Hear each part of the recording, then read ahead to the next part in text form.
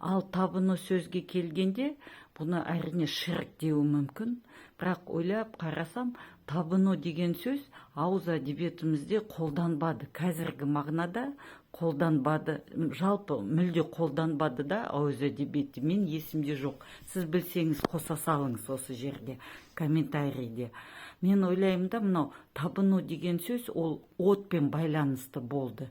Осы ғұрыпқа байланысты болды. Ол осы ғұрыптың атауы да 20-шы ғасырда біздің зиялы қауым осы сөзді алып, жалпы бір ғұрыптарға байланыстырды.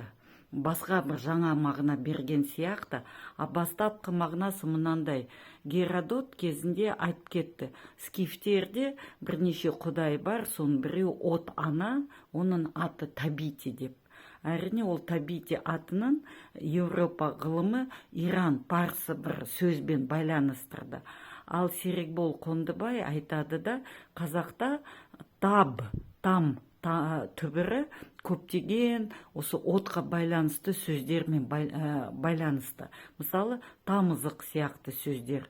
Сонда ол айтады, шамасы мынау там түбірі о баста отқа байланысты болды.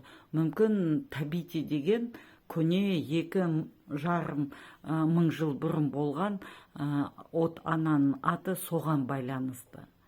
Ал әрине қазіргі вахабиттерге ол ұнамайды, олар соған қарсылық көрсетеді, бірақ Маңғыстаудың халқы өз ата-бабаларынан алған ғұрыптарға берік боп сақтап отыр.